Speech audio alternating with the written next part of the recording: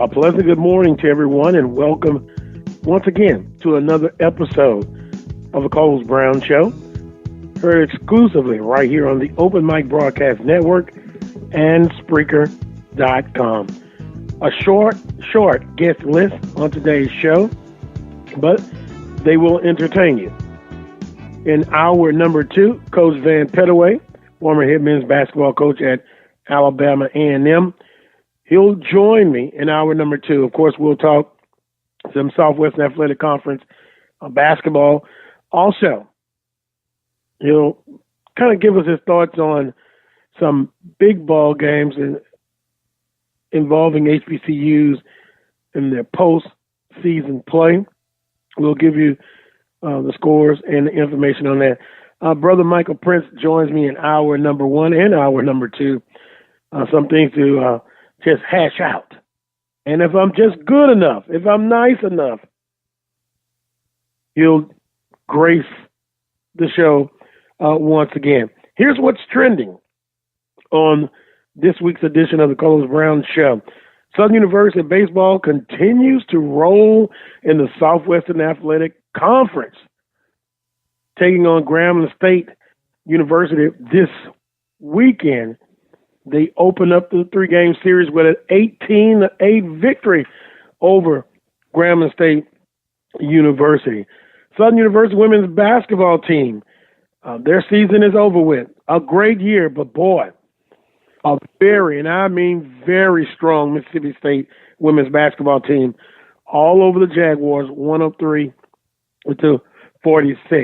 We'll take a look at the postseason for HBCU basketball teams. Got some information for you on that. And finally, Southern University baseball recognizes the 1959 National Championship team. According to the article, it is the first national championship, and it was an NAIA in 1959 for historically black college and university. They'll honor that team today for the first pitch. Southern takes on Grambling State at 3 p.m., and if everything goes well, I'll get a chance to see my first Southern baseball game of the season, taking on Grambling State University. Well, for Southern University, quite simply, overmatched, overwhelmed. Any other adjectives that you want to talk about? Nevertheless, it was an outstanding season. And since the last time we talked, congratulations to Southern University. They were the regular season women's basketball champions in the Southwestern Athletic Conference. Also, they won the tournament last Saturday in a close, hard-fought ball game against Jackson State. Well, you know how I feel about that. 1, winning the tournament championship, kudos. And then 2, beating Jackson State. That's worth 3 to 5 points in itself. For those who know me, I love when Southern takes on Jackson State in any sport, and they're victorious.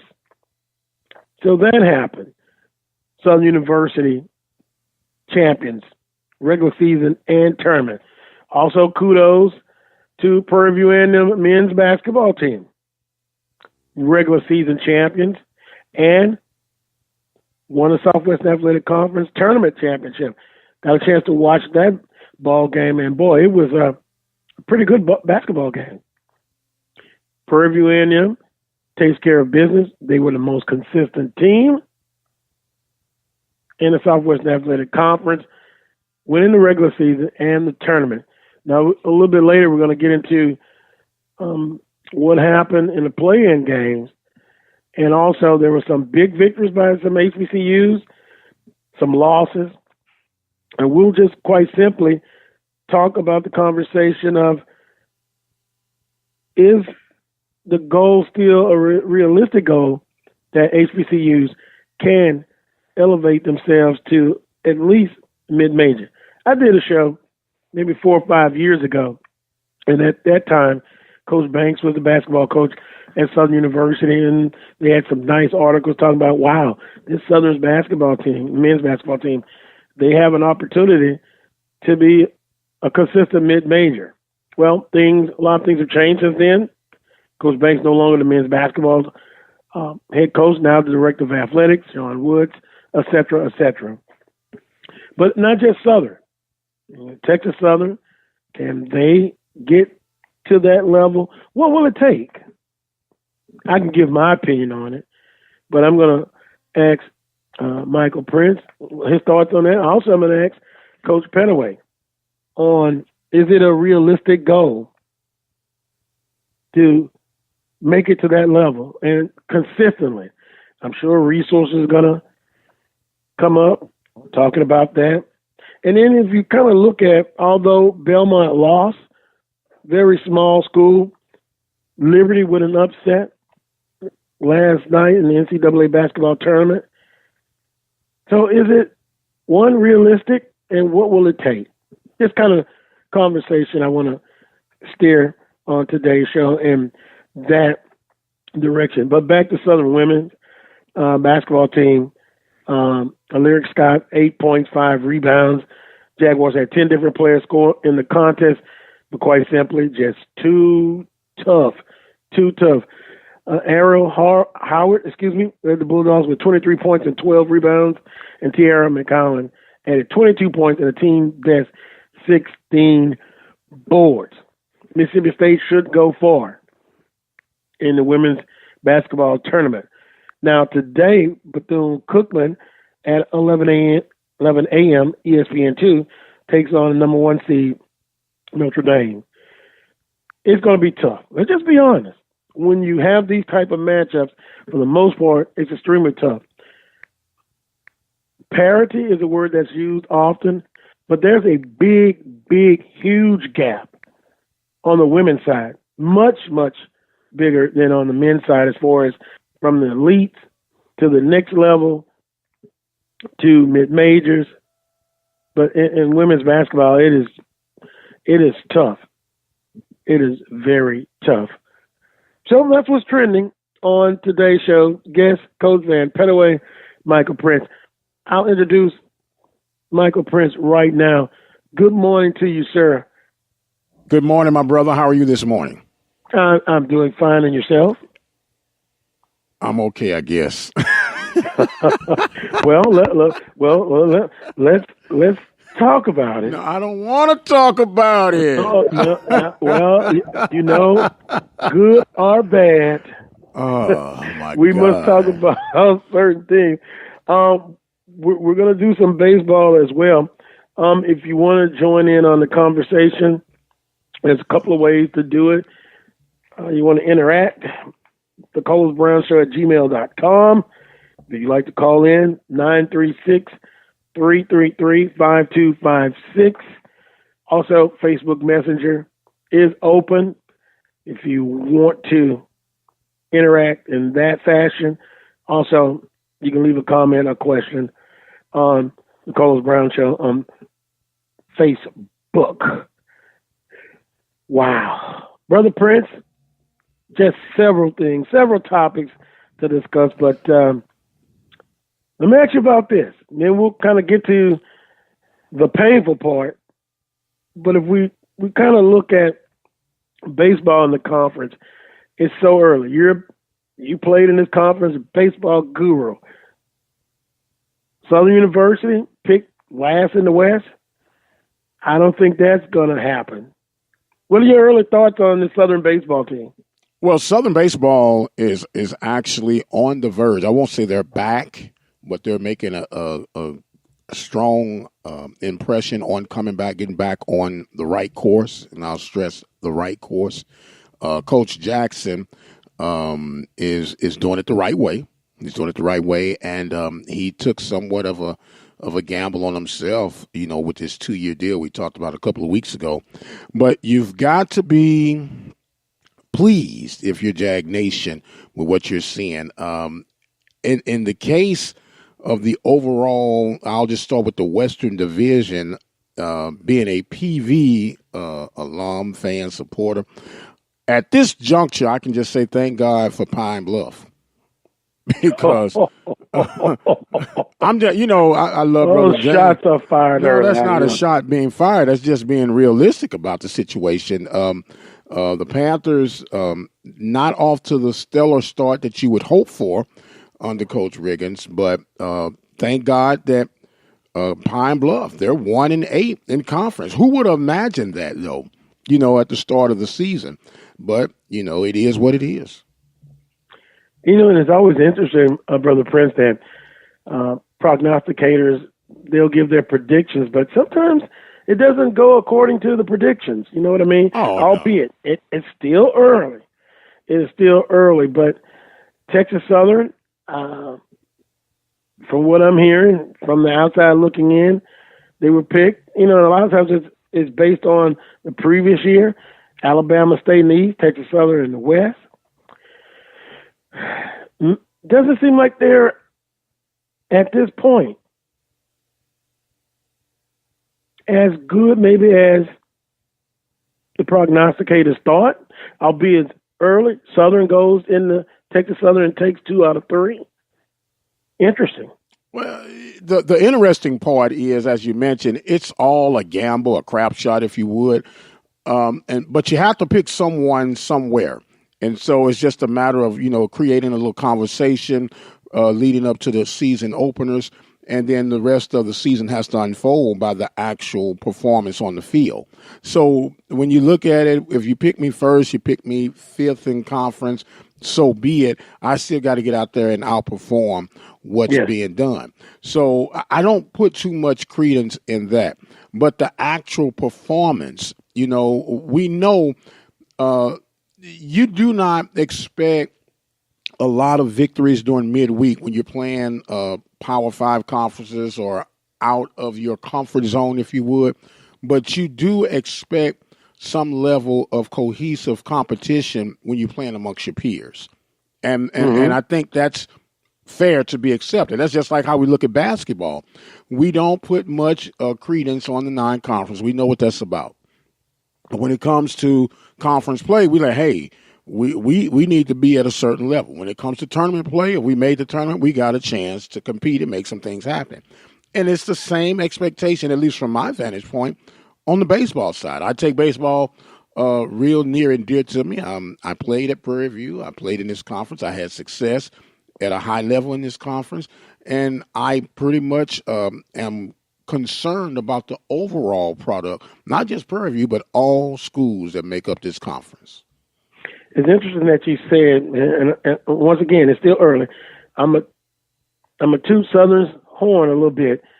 A 6-5 loss to Lamar, a 3-game series that one game they lost due to the weather against Northwestern State in the Southland. I would think, in my opinion, the Southland is a pretty good baseball conference. Would you agree or disagree? Yeah, they are above average baseball conference. They've had a few teams that have been consistent.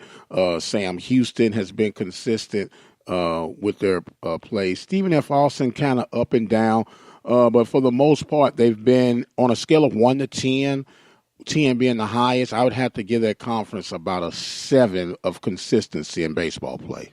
Mm-hmm. I could agree with that. I could agree with that. And just because you mentioned those midweek games, they are pretty tough. I saw where UAPB went to number 15. What was it? Ole Miss. Yeah, Ole Miss. Mm-hmm. And the results is what you would expect. It is going to be interesting, just from an early perspective, in my humble opinion. In the East, Alabama State picked to win it, and as you stated, you've got to win it on the field in competition. You have to look at them, and then let's just watch Jackson State. Now, Jackson State took game 1 against Alabama State. I think it's those two teams, and then the rest. In the West, I think it's still going to play out. I'm safe in saying this: Southern will not be last in the West. How about that?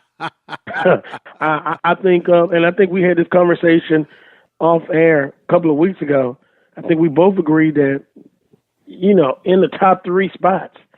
And now, depends on the rest of the weekend, and then Prairie View coming to town next weekend.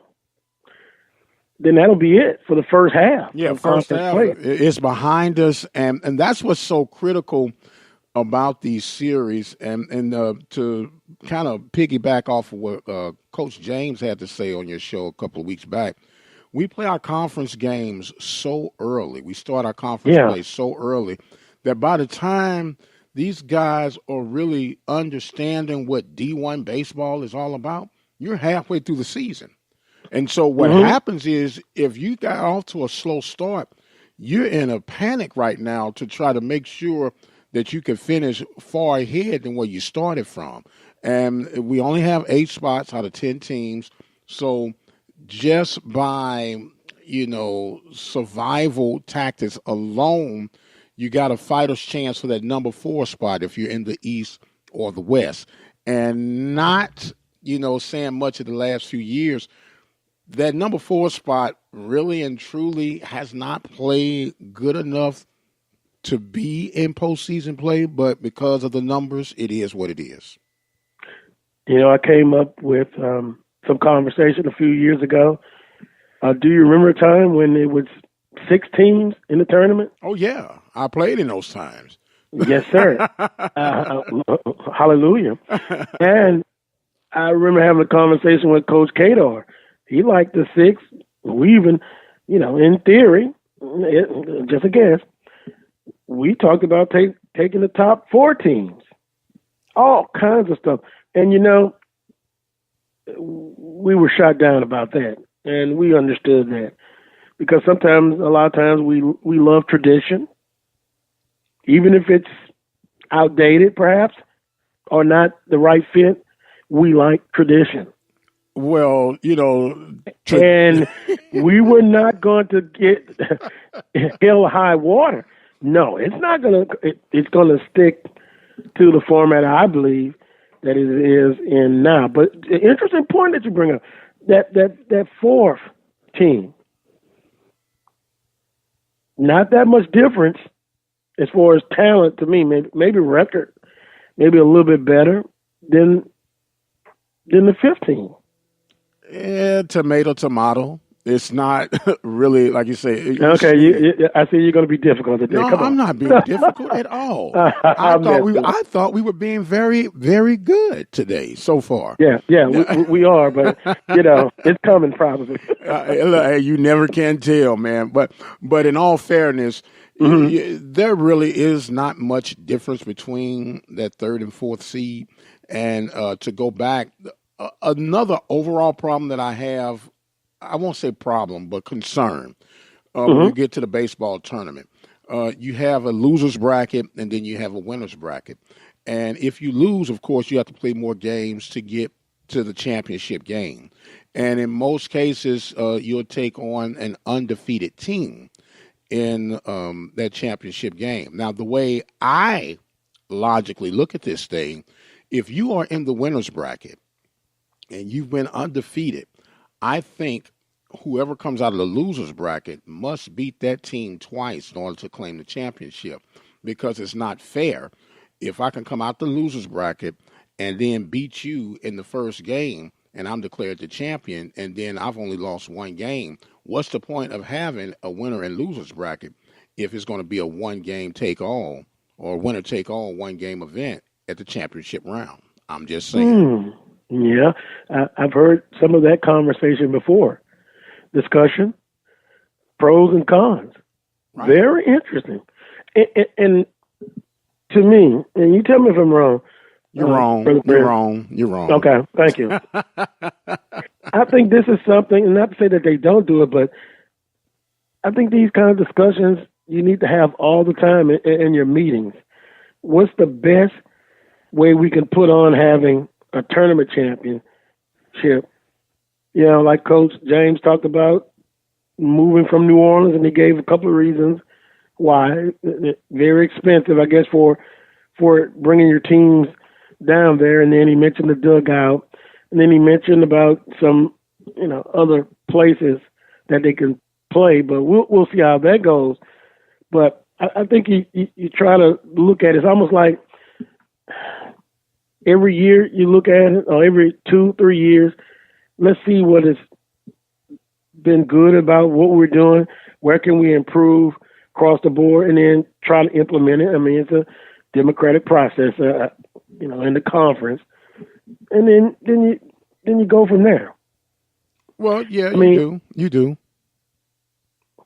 And I remember as a younger loudmouth on the radio talking about, once again, it's a one-bid league, just send the regular season champ. And once again, a lot of people are like, oh, no. Well, not for baseball, because baseball is a game that could differ from day to day. And I do mean that clearly. It's like if you're a more dominant team in football, it's going to show right away. If you're a more dominant team in basketball, it's going to show right away. The thing that makes baseball extremely sexy to me is that you can get some average to mediocre guys with the right scheme and the right mental approach, and you could, from time to time, shake the foundation of what the baseball purists should say, how things should go. When you understand the technique of pitching, when you understand the technique of hitting, when you understand the principles of sound defense and smart base running, you could do a lot with some average Joes in baseball that you couldn't otherwise do in football. Because if I'm bigger and stronger than you in football, fourth quarter is going to show. If I'm taller than you in basketball, rebounding and block shots are going to show.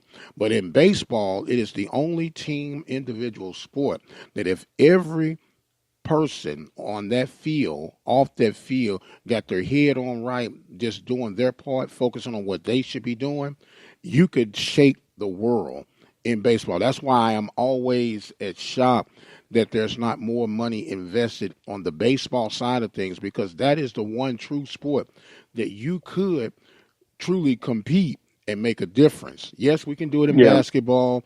We say in theory we can do it in football on the quote-unquote mid-market, conference level. But in baseball, if you and you don't have to spend a ton of money, but spend the money correctly, invest in correct. I'm still at awe. I spoke with Coach James when he was on the show. Why we're not investing in simple little cameras. You don't have to have an elaborate system, but something that you can record these guys' pitching techniques and batting techniques to improve the skill set of the game. I'm at awe about that. Yeah, good point. I remember that conversation. And we're going to come back, Brother Prince, to baseball later in the show. I'm going to give you some scores from yesterday and kind of give you an update on games today. Let's move on. I already got, again, you can Facebook Messenger. You can leave a message for me. For some of you, you kind of can get at me at other ways. But Wheeler says, good morning. Any thoughts on Avery Johnson? Feedback on Southern University spring football. Let's start with the latter part. Southern football. They did lose a coach, Coach Adams, Thursday. He's going to be a defensive coordinator at a university in West Virginia. Southern is scheduled to scrimmage today. And next Saturday is the spring game. Now, they're doing things a little bit differently than perhaps other schools.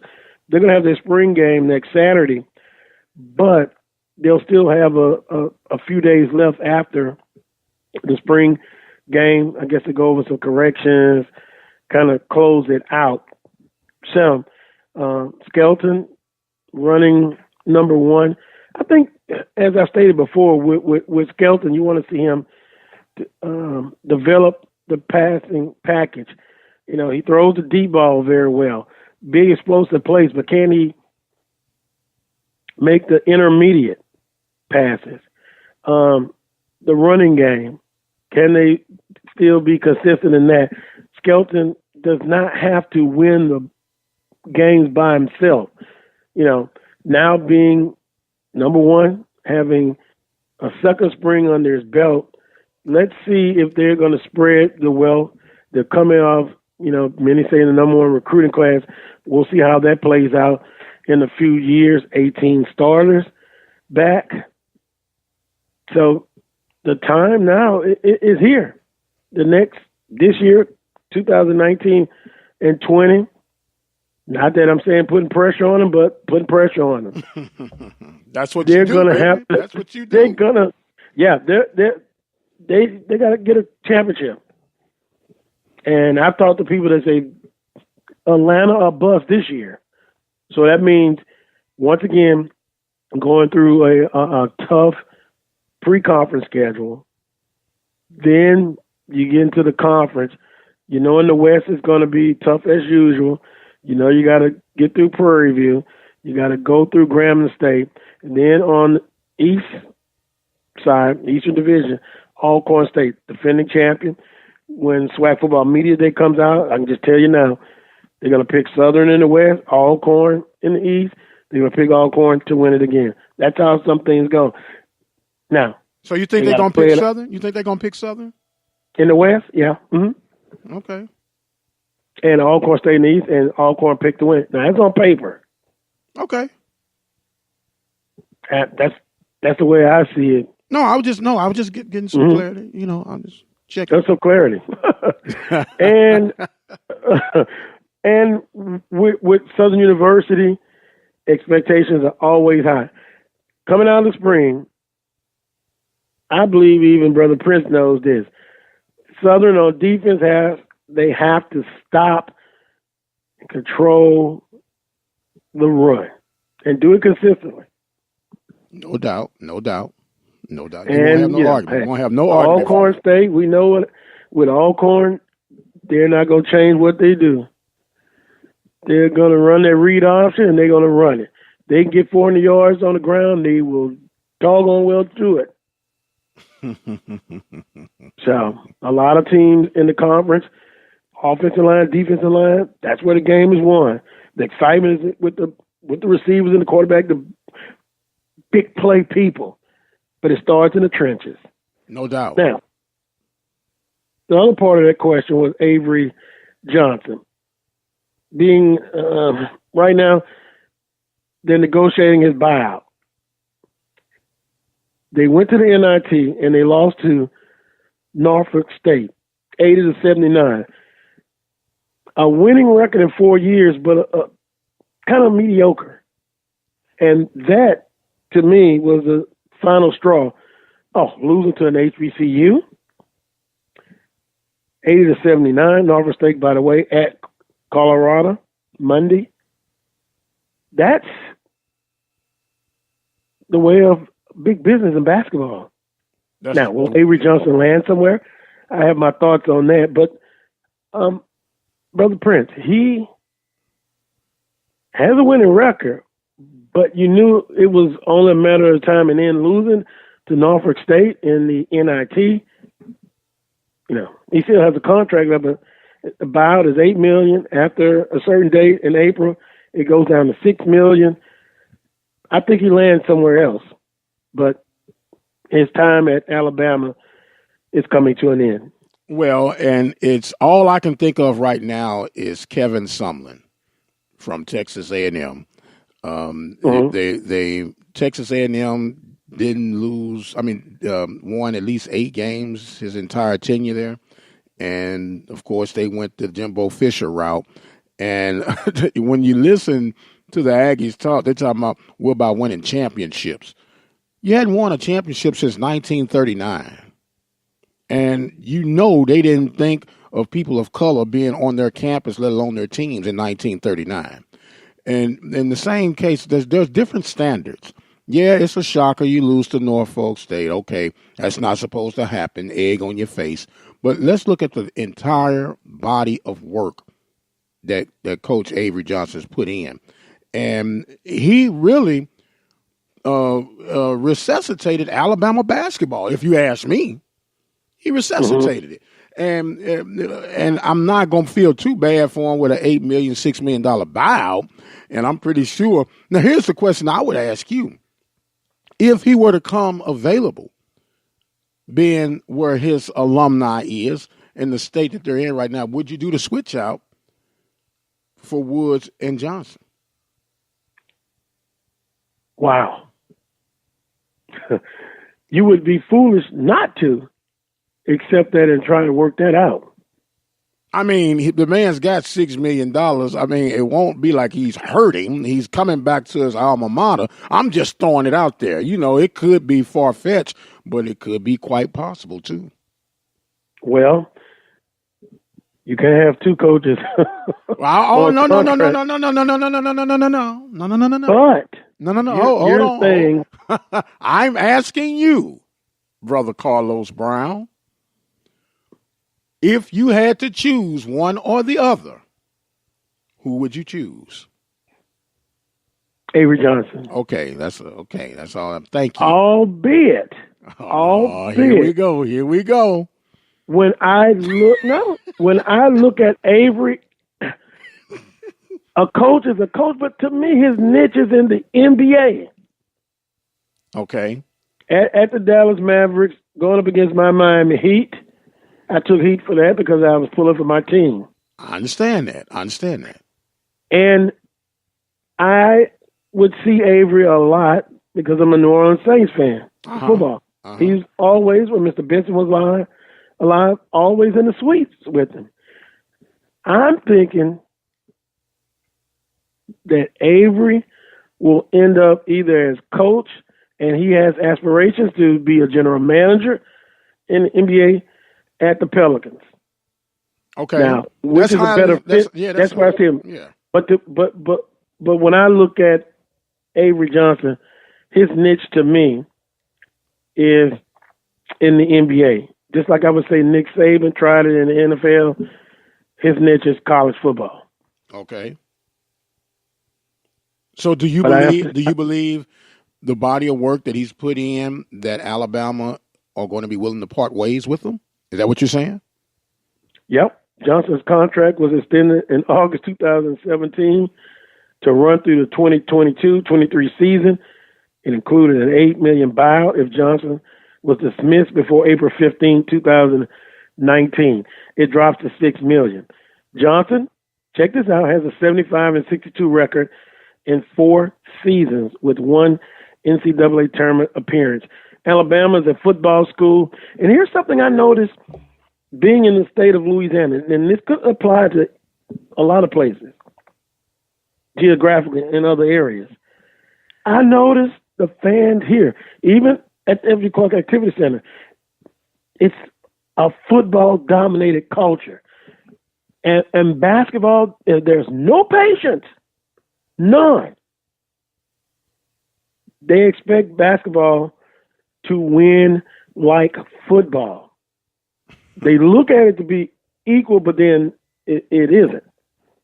But I just find it interesting that the patience for basketball is on a scale of 1 to 10, 10 being the highest, it's like a 2. But then football can have a few bad seasons, and people will complain, shout, holler, but they're still going to be like, but they can turn around. No patience for basketball. And so I brought all that up to say at Alabama, in the South, football dominant culture there. 75-62. Would you think that's a pretty decent record? It's better than 65-72. So I would say, yes, it's a decent record considering where Alabama came. Like you said, when you think of Alabama, basketball is the furthest on my mind, on my radar. I'm thinking football. When I think Kentucky, I'm not thinking football. I'm thinking basketball. When I think Duke, I'm thinking basketball. When I think Florida, I don't think Florida in basketball, even though they've been better in basketball of late than they've been in football, but I associate football with Florida. So it's the identity of the program, and it kind of dictates the flow of the organization's moves and goals. But when I think Southern, I think football and baseball. And depending on who you ask or what you ask, it might be baseball, then football. You got what I'm saying? So it's a matter of the identity and the landmarks that have been established to lead to that point that kind of dictates the flow of the fan base, if you allow me to put it that way. Interesting. Mm-hmm. But I know at one time, the identity of Southwestern Athletic Conference basketball was pretty doggone good. Well, yeah, real good. There was a window of basketball excellence, if you allow me to put it in that nature of conversation. But overall, and I could be blinded by being in the trenches of things. I think when people think of Southwestern Athletic Conference, they think of Southwestern Athletic Conference as a football conference. That's just me thinking. Now, and as a result of that, we have institutions within this conference that are trying to invest heavily in football when they're not football institutions. They're not football. I think of them in basketball in some cases, and some cases even baseball before I think of them as a football institution. But that's part of the identity search for each individual organization to come to their crossroads on. Very interesting conversation. Well, that'll just lead me into this. And I made some notes here. Tough HBCUs in postseason. Of course, Prairie View lost to Fairleigh Dickinson University. I saw that game. Boy, Brother Prince, I was pulling for PV so much. And you was pulling for Fairleigh Dickinson University guards were just outstanding. Pretty much the whole game. I had a guy this week on social media said he wasn't impressed at all with them. Okay, really, what game were you watching? Let's always be respectful and give credit. But could Prairie View have won the ball game? Oh, yeah. Yes. Got off to a good start. Yes. Then we look at Go ahead. It's ironic. I followed up and I spoke with Coach. Coach is a weekly guest on our show. And I said, Coach, I just want a question. I said, I'm not criticizing. I'm just asking the question. I said, I thought that when we were up on the 13-point, run, that maybe we would have called a timeout to kind of slow things down. But I said, but in the back of my mind, I thought about the last time we were up in a lead like that and you called timeout and it came back to bite you in the backside. Did that have any hesitation in your call? And I'm referring to the Texas Southern game early in the season, the only loss of the regular season. And he said, Mike, that's exactly what I was thinking. And I find that very ironic because we say we don't listen to what the fan base says, but we do listen to what the fan base says. And with everything that the Panthers had done in that first half of play, you couldn't ask for a better script. They had the Knights discombobulated, frustrated, and everything else. But they start creeping back, melting to that 13-point lead. And the next thing you know, the Panthers were down by 4. And it went back and forth, a couple of opportunities. That wasn't the only time. Just the Panthers down post play. Their post play couldn't match up to what Fairleigh Dickinson had to offer. And the Panthers were able to pull it off with the athleticism and the schemes and the mad hustle all season long. And it just showed up in the postseason play. And that's why the better teams in majority of the cases advance forward, because they're collectively hitting on all cylinders. Well, yeah, two things too. I've heard some coaches talk about March Madness throughout the season, but guard play is just so crucial. Oh, no doubt. And you look at FDU, those two guards, man, they brought it back.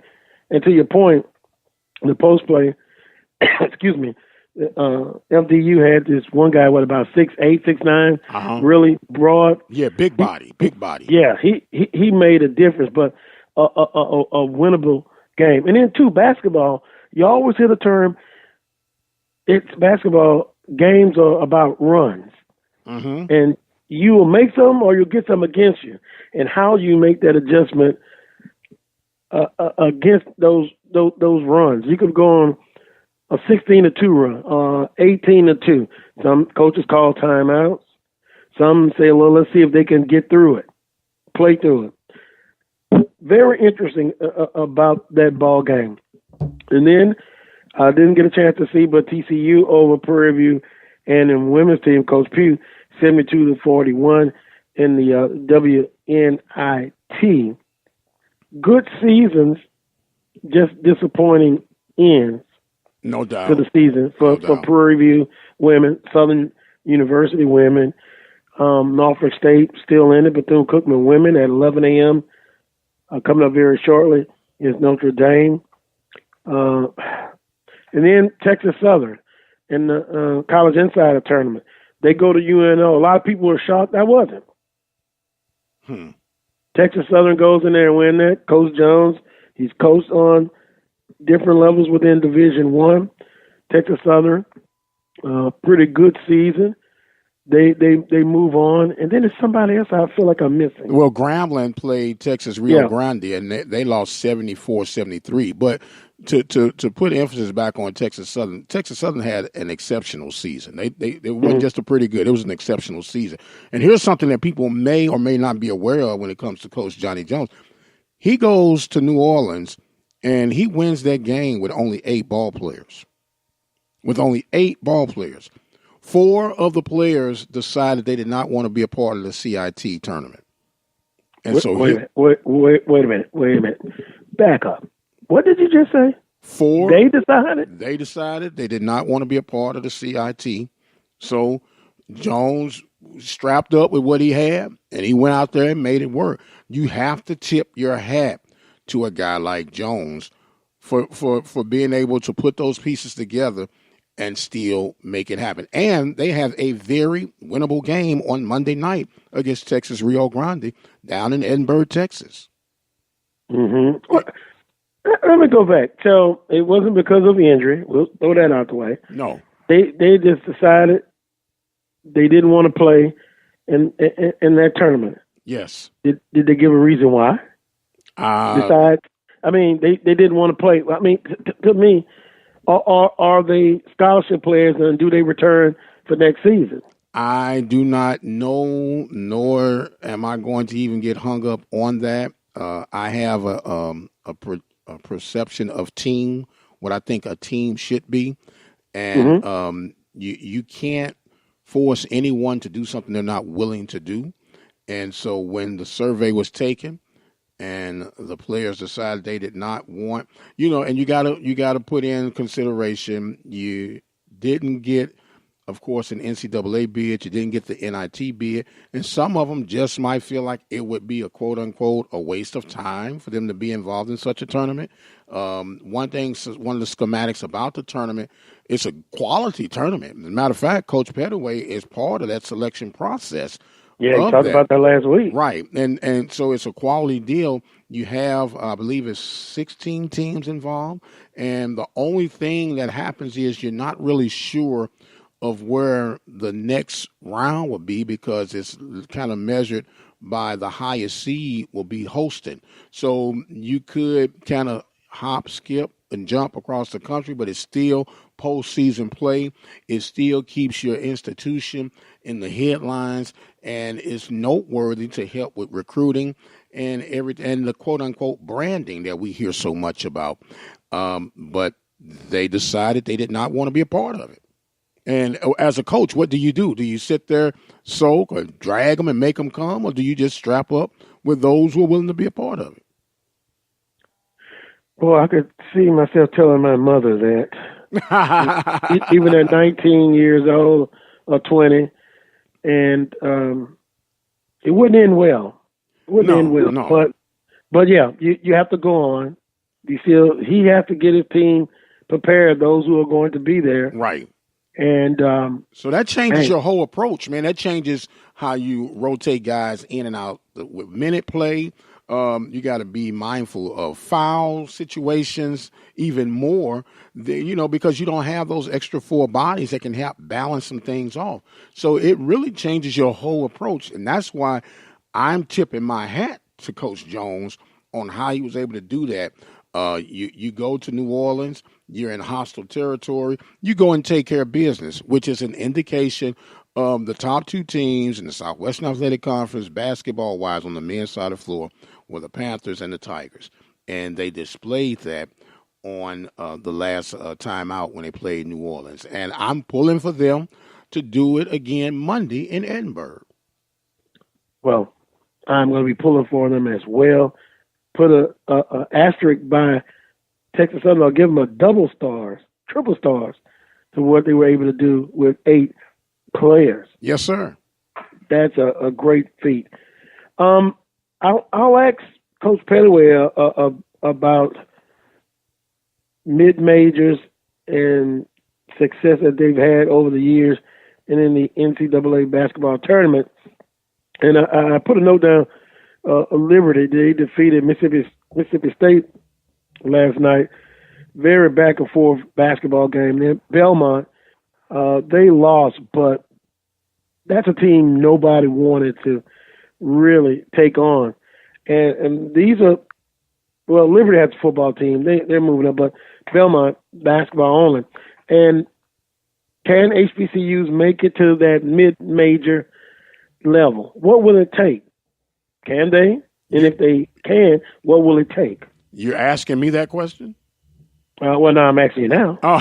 if you care to give your opinion on it, and then I'm just going to listen to your answer, and then I'm going to listen to what Coach Pettaway has to say about it, because I'm very intrigued by this whole mid-major. Again, you heard earlier when Coach Banks was a men's basketball coach, and, not talk about the other programs, but it was a year they beat Tulane, Middle Tennessee, played them and almost won that ball game. And then coming off, you remember the 16th seed almost beating Gonzaga? Right. Man, everybody was like, boy, this is, I want to say even in the article saying they have a chance to be a consistent mid-major, and right now they're kind of like a lower mid-major, something to that effect. But do you recall? Well, how realistically can that be the case? Do you recall when Gonzaga was the darling of the NCAA, when they were these nobodies to come out of obscurity, and then all of a sudden they're shaking and challenging. Became the giant killers. Right, they became the giant killers. Now they're considered part of the giant process now. So to answer your question on the short end, yes, it is a great possibility for HBCUs to get on that level, but it kind of alludes back to what we spoke of earlier. When we speak of the Southwestern Athletic Conference, it is primarily thought of as a football conference. It's basketball is not even funded the same way. It's not attended the same way. So it's not even taken on the same level as football would be. That's the challenge number one. You got what I'm saying? So in order for you to get better, you're going to have to invest better in what it is you want to have better results from. The mark of insanity is what? Doing the same thing over and over and expecting a different result. You're going to have to change up. I was speaking with a coach off the record, and they said, well, a lot of people are failing to miss the difference that we have, because you would think that you could attract a kid who's second tier on a Power 5 program to come and be a star on our program.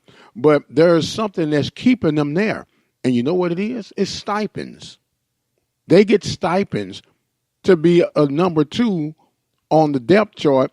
And because we're not able to offer stipends, not even a quarter of what they're getting on the upper levels, they'd rather stay there because that stipend can help make a difference on their home front, helping mama out with a meal or two, being able to go and get a hamburger on occasion when I want to, or go take a bus ride home to see mama. So there are a lot of hidden things that we are going to have to say, okay, this is who we are.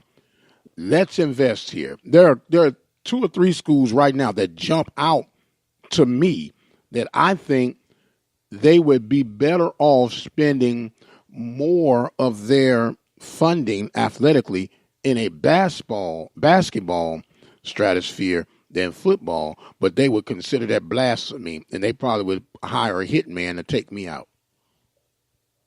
Interesting. Oh, wow. You don't want to mention those teams, huh? You know what? I'm a plead the fifth on that one right now.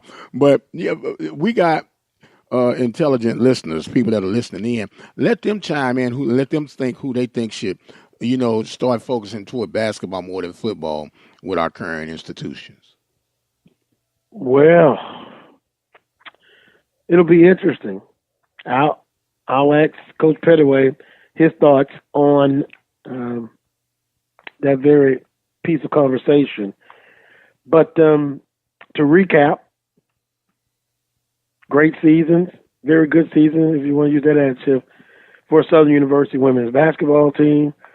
On the women's side, regular season champs, tournament champions, lost 103-46 to Mississippi State last night, and I watched just about every minute of it. It was painful, but I didn't let that get in the way of a very good season. Right. You can get number one. Prairie View women lost 72-41 in the WNIT. Bethune-Cookman women tournament champions of the MEAC take on Notre Dame in a few minutes. And Norfolk State over Alabama 80-79. Thus led to the conversation of a buyout with Avery Johnson out at Alabama A&M. Avery Johnson, a Southern University alum, graduate. Also, Southern baseball continues to roll. And a lot of people are just like, wow.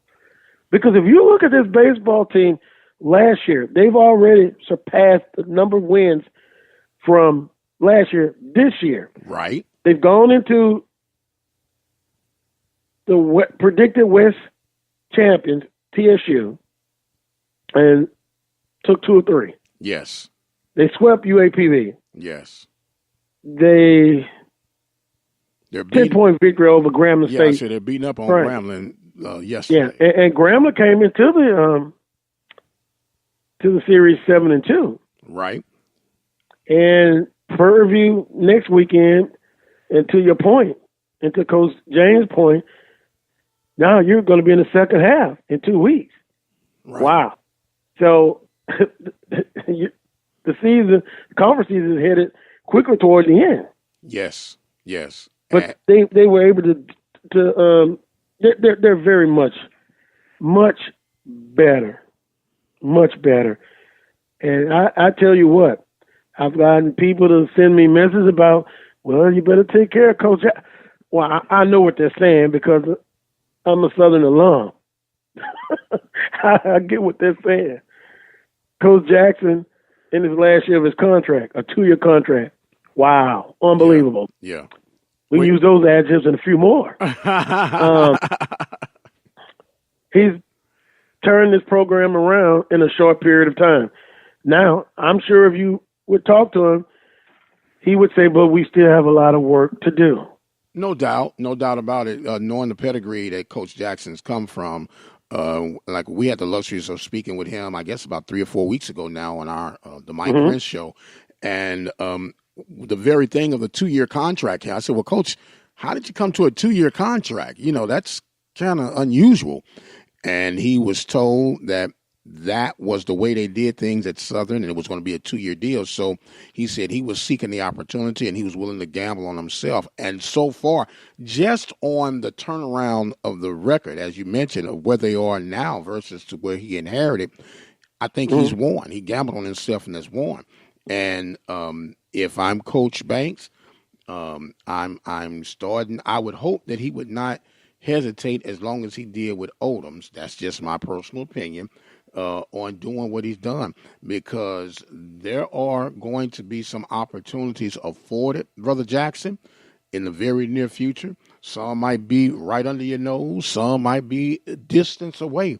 But the opportunity and the eyebrows are raising. This man has a pedigree, being in the Power 5, the SEC conference with Missouri, and he's connected throughout the country for his baseball knowledge and skill set. He's going to be a hot commodity. Now, I like that hot commodity, but I noticed you said, what was it, right up under the nose? Up under the nose. Near and far? What was that you exactly said? the opportunities are going to present themselves that Coach Jackson is going to have his pick of where he will next be if Southern don't get their house in order. Okay, I thought you trying to read? You yeah, I thought I heard something like near up under your nose, but I mean, you're down there by the University of New Orleans. Well, no, I'm just thinking about somebody in the conference. Somebody in the conference? Yeah. Such as? We talked a little bit about it, but I'm just going to put it out there. 34-2, you lose Prairie View A&M. There you go. Is there a good chance that Prairie View is going to be looking for a coach? And would they, let's just put it out there, and would they seek permission to talk to Coach Jackson? Well, anything is possible. We're just playing AT now. Anything is possible. And could I make one clarity just for the statement, just for your listeners who may or may not be aware? I was lied upon by the current administration that I was asking for the current coach at Prairie View to be relieved of duties. Okay. Oh, not you, no. Yeah, I'm telling you. So, and unfortunately, many people believe that. And I have nothing. Now, everybody knows my love and adoration, and I like to consider myself somewhat of an ambassador for Swac baseball, not just Prairie View baseball. And I felt betrayed that I was lied upon about that, but I took the high road. But what I'm saying is this. I don't want to see anyone lose their job, per se. But athletics is a performance-based environment. And if you're not producing, then it's time to turn the page. Some would say you should have turned the page last season. Some would say, let this season play itself out. I've literally had 17 calls just from last night asking me, like I'm the athletic director, on what are we going to do. I don't have an answer to that.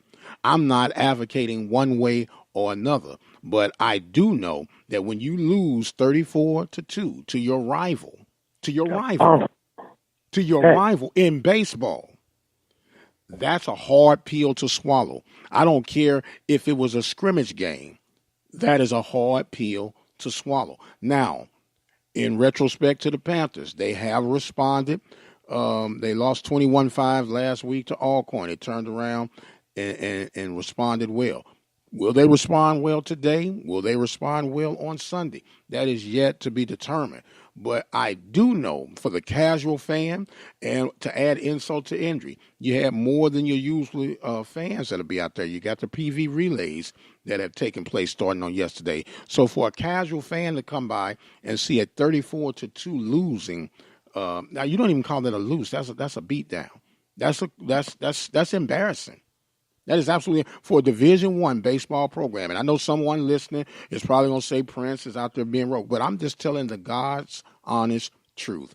To lose 34-2 is embarrassing. It's an insult to a Division I program. Different sports, but I know the feeling. I was just as passionate when a team gave up 400 yards rushing, and you were winning by 14 twice in the game, and you lose by double digits and you give up. That is unmanly. Right. So I can feel the pain. Right. 34-2. 34-2, you give up 24 at hits. Home. You give up 24 hits and you commit 9 errors. You commit 9 errors. Now, a lot of that, it's a two-way street. And it's a three-way street, to be honest with you. The student athlete has to have some responsibility. Your coaching staff has to have some responsibility. And administrative got to have some responsibility. You can't bury your head in the sand and act like this is not happening. It's happening.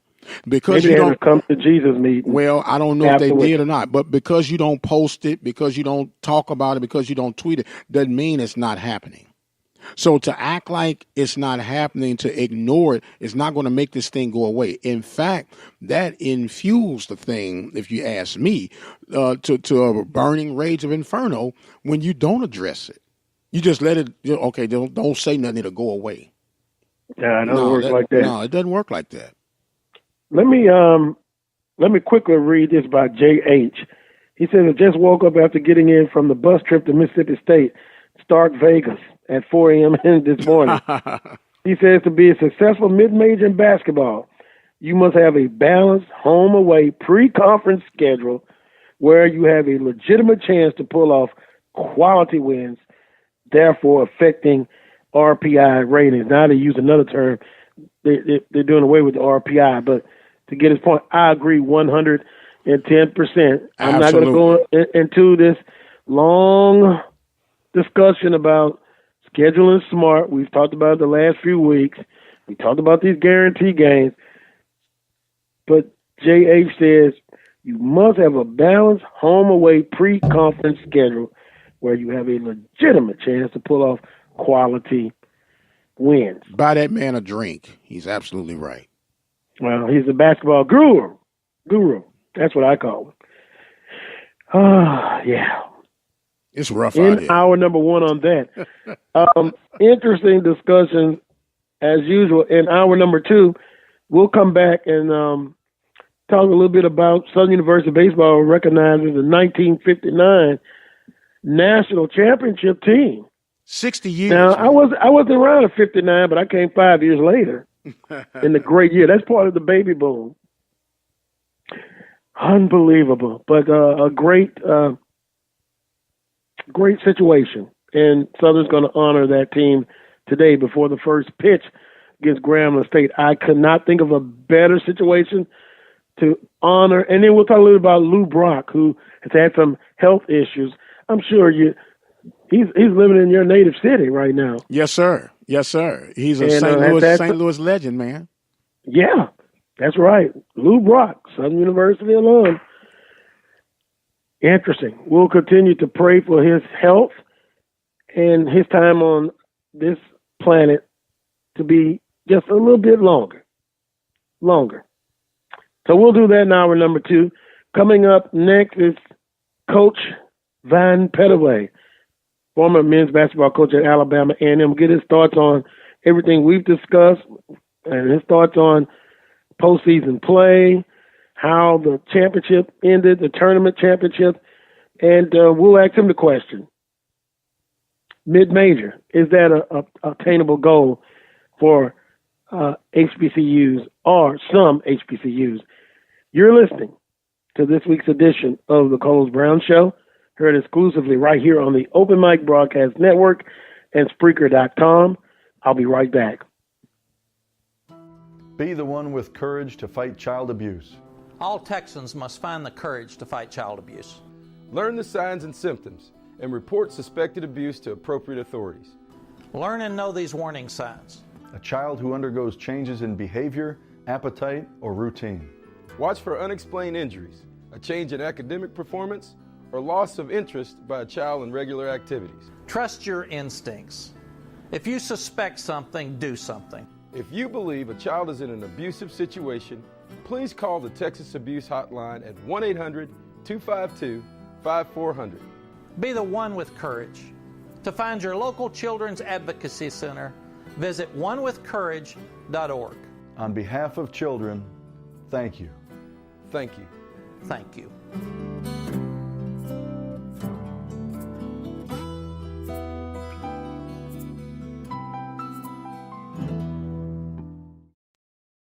Do you know what's up with Ryan? He's been acting weird and he's not hanging out anymore. He borrowed money from me and still hasn't paid it back. His girlfriend broke up with him a couple weeks ago. Said he was more into his sports app than her. He may be addicted to fantasy sports. We need to get him some help. Sports betting and fantasy sports can have serious consequences. Know somebody with a gambling problem? Get free and confidential help. Call 1-877-MY-LIMIT. That's 1-877-695-4648. Or go online to opgr.org.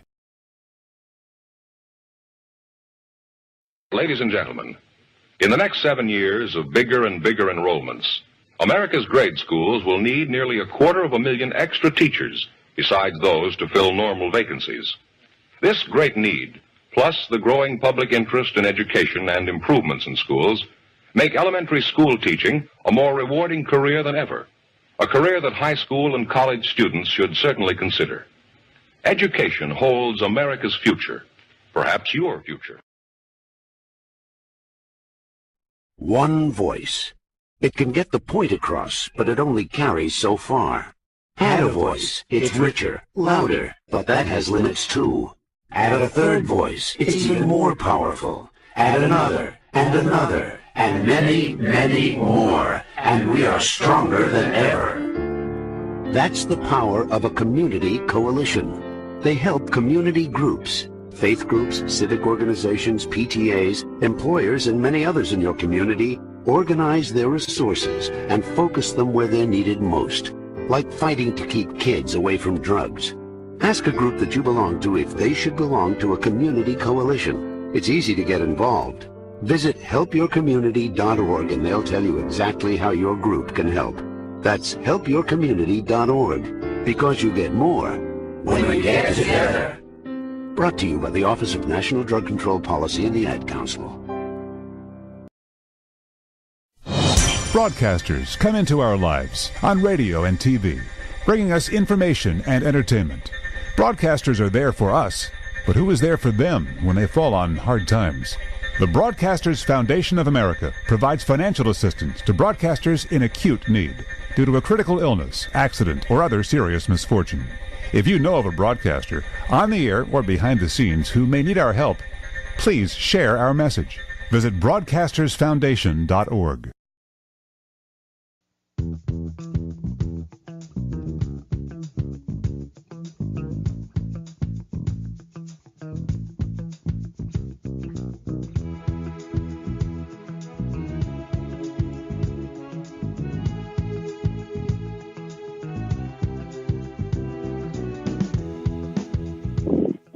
Welcome back to hour number 2 of this week's episode of the Coles Brown Show, heard exclusively right here on the Open Mic Broadcast Network and Spreaker.com. Coach Van Pettaway joins me, as usual, in hour number 2. Good morning, Coach Pettaway. How you doing? Good morning, man. I'm doing great. How's everybody else? Well, I'm doing fine. I'm getting a lot of basketball left and right, NCAA tournament. Swac tournament championship is over. Some teams have been eliminated, and we're going to get all of your comments and perspectives on the following postseason play and the Swac tournament for the Southwestern Athletic Conference. Since the last time we talked, Coach, Southern University women, they won against Jackson State to win the Southwestern Athletic Conference tournament championship. Prairie View defeated Texas Southern in a very thrilling basketball game. Actually, both games were hard-fought and very tough. Your thoughts on the SWAC tournament championships? Well, I think you had two very good played games. I think both on the men's side and the women's side, the games were very excited. They held the fans in check, until the last couple of minutes of the game. And I think all four teams they gave it their all. And in this case, the conference champion, regular season champion, won both contests. But my hats off to all teams that were involved. We saw some great basketball down there for the semifinals and finals, and I think those teams represented the SWAC well. Southern over Jackson State, boy, that was a tough one. And Coach, it just seemed like Southern was up, I think about 10 at a half, or they were up, and then you just kind of looked at Jackson State just clawed. They weren't up by 10, but they just clawed their way back in, and they were able to keep the game close, and Southern was fortunate to win, but they were able to get it done. Right, but if you think about it, Jackson State has played like that down the stretch. You know, they were one of the hottest teams in the SWAC going into the tournament, and they clawed. In that semifinal game, they got behind and came back. So you could not have expected anything more than them to make a comeback against Southern. So it was a great basketball game. Missed shot, missed possession here or there. It could have been a different outcome. Can we say now that Jackson State on the women's side is a team to watch in the upcoming years, the next few years? Well, yes, I think they're an up-and-coming team, and Coach Reed, the coach has done an outstanding job. She rallied those young ladies, and I think Jackson State is here to stay. So they'll be battling Texas Southern, Prairie View, and Southern for that top spot. And then we can't forget about Alabama State. They were a young team this year also. Well, future looks bright on the women's side. On the men's side, everything you expected. Texas Southern and Prairie View. Boy, what a game. What a game. Prairie View proved, just like Southern women, that they were the most consistent during the whole season, regular season, and winning a tournament championship. Right. Prairie View just proved to everybody that the regular season wasn't a fluke. You know, they came in there prepared, ready to play. The only thing that I was concerned about was, you know, the Texas Southern has Combs on the floor, and he doesn't ball. If I can remember, in the first half, I only think he had 3 shots, and to me that was out of whack for the best player in the league to only get 3 shots off in a half. I felt like by him not contributing, that hurt their team. Because with him playing or getting the ball more, you got better chances of getting fouls on Patterson and some of those other inside players. And they did not take advantage of that for whatever reason. But if you look at it, he did not get enough touches in that game. Would it be because of Prairie View's defense, or it wasn't solely just that? It was because maybe Texas Southern should have found ways to get him more touches. Well, I think it's a combination of both. But when you looked at it, I did not see them double teaming him or really trying to cut him away from the ball. It's just that the guards for Texas Southern were trying to make more plays than they normally do. So if they got all the touches, that means his are reduced. Yeah. And then both teams, of course, move on. Get your thoughts on Prairie View A&M against Fairleigh Dickinson University, as they've been calling FDU. I talked with somebody on social media, and I stated this: Prairie View, exceptional first half. Were they perfect? No. But FDU guards were really the difference in the second half. And this person said he was not impressed with FDU's guards at all. But it was a winnable game for Prairie View A&M, in my thoughts. You felt the same way? I feel the exact same way. Prairie View just did not play like they played down the stretch.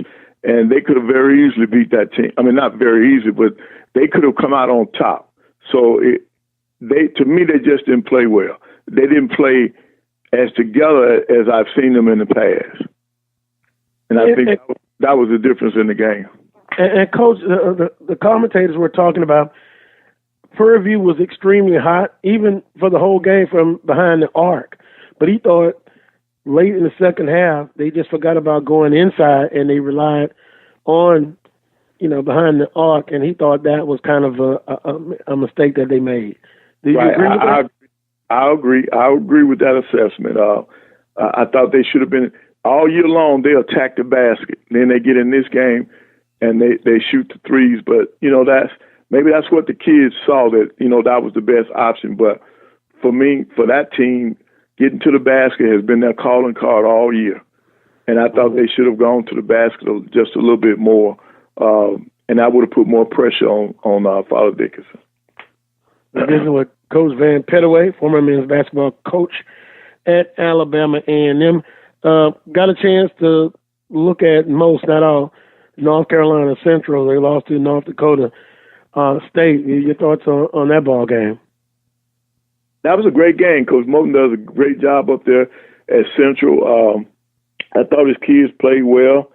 They had a couple crucial turnovers and missed shots, and that prevented them from winning the basketball game. But schools have fared well, not just in the NC2A. We got a couple teams in the CIT, so I like where the HBC basketball is going. We're getting better. We're getting closer. Well, and now ironic, that leads me to, of course, we talked about Texas Southern. I didn't know they were just using 8 players. They defeated UNO. I said I was not surprised by that win by Texas Southern, also Norfolk State over Alabama, 80-79. And lo and behold, Avery Johnson now in negotiation with Alabama to buy him out. And of course, Southern loses to Mississippi State on the women's side, 103-46. Mississippi State, much better. That's all I have to say about that. But your thoughts on that, and then I'm gonna ask you HBCUs and maybe becoming a mid-major. Is that realistic? And if they are to do that, what will it take? I'm just interested in what you have to say about it, Coach. Well, I think that they have represented the HBCUs well. I mean, you look at it. Mm-hmm. Grambling only lost by 2 in the CIT. Grambling was on the road. They had a great game, went down to the end. They just lost by 2 points. And then, of course, you mentioned Texas Southern winning their basketball game, and now they got to go on and play another Texas team. So at least they're in the state of Texas, so that should help them. I just think that given the opportunity, we have to look at more than just the NC2A, because in the NC2A, you're only going to get two teams in, and that's going to be the automatic bids. Even if we'd had another HBCU school with a great record, they were not going to get that large berth. They're not going to do that. So we can't close the door on any other options. The CIT is a great option. The NIT, what the NIT did, or the NC2A basketball did by allowing the conference champion, if they get upset in their conference tournament, to go to the NIT, I think that's great. Anytime you can keep your team together longer for practices and games, it helps you going into the next year, because you got extra practices, you got continuity going into the off season, and I think it's great. So I don't think we should ever turn our backs on opportunities to play in postseason play. And the reason why I'm saying that, because I know for a fact, for a couple of years, there have been a couple of teams that were offered bids and did not accept them. I think all the ADs need to get on board and understand that if they're trying to help their basketball program, mm-hmm. if they have an opportunity to play in postseason, let that team go through. I remember we talked to you last week, and you said after the segment was over that you were going to make some phone calls to CIT. And I thought about it. It gets in, and look what they've done. My phone calls were made before the tournament. What I had to do at the end of the game was get down to get to the Texas Southern administration and to Coach Jones to let them know that we were going to extend an invitation. I was trying to get him before he got into the press conference, because I wanted him to know he could continue his season. It would end there. And then I got a chance to see Mr. Granger right before I got out of the arena, and I had the invitation to him. And then I got to Johnny to let him know that the CIT was extending an invitation. So I've been on their selection committee, I think, since I retired. So I'm very familiar with the process. They try to take teams that they feel will not get in the NIT, because I didn't see Texas Southern getting in the NIT, and give them an opportunity to play some more basketball. And that's what it's done.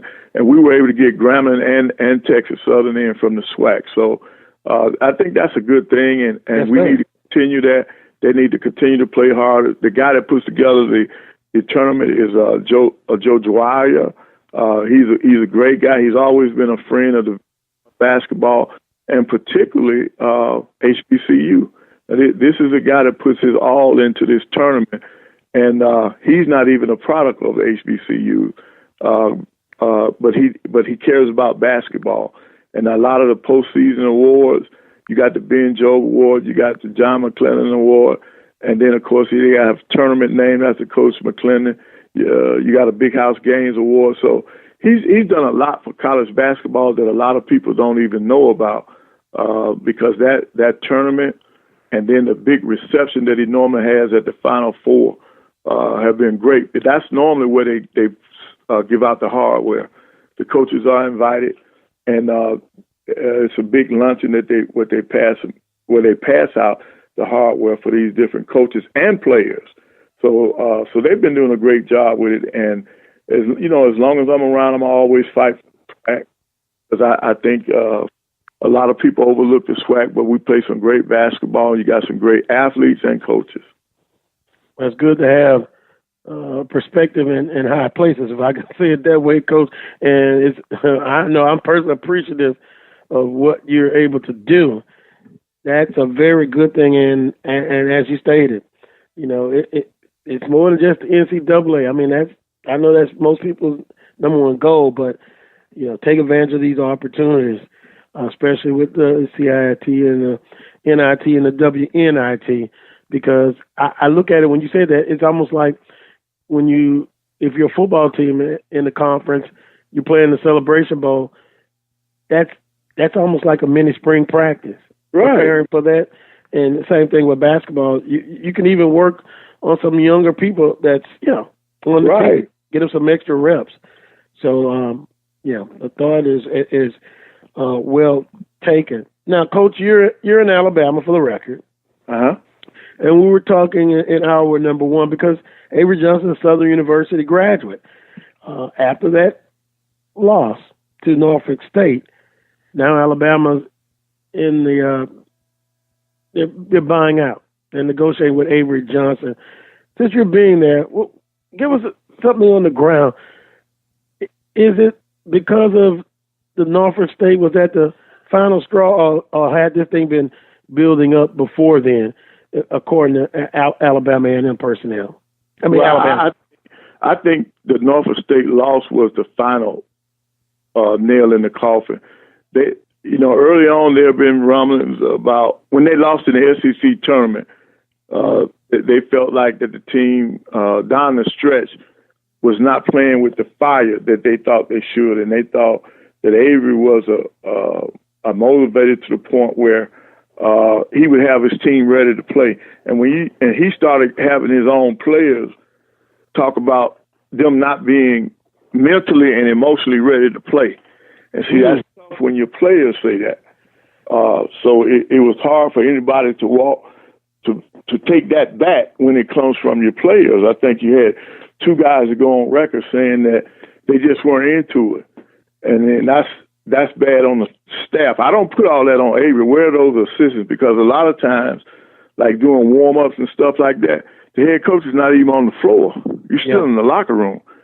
So you expect your assistant coaches and your strength and conditioning person to make sure that those kids are out there doing what they're supposed to do to prepare for the game.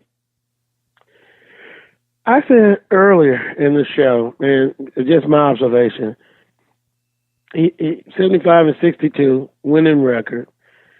But when I think of Avery Johnson, I think of him as an NBA guy. Am I just totally off base with that?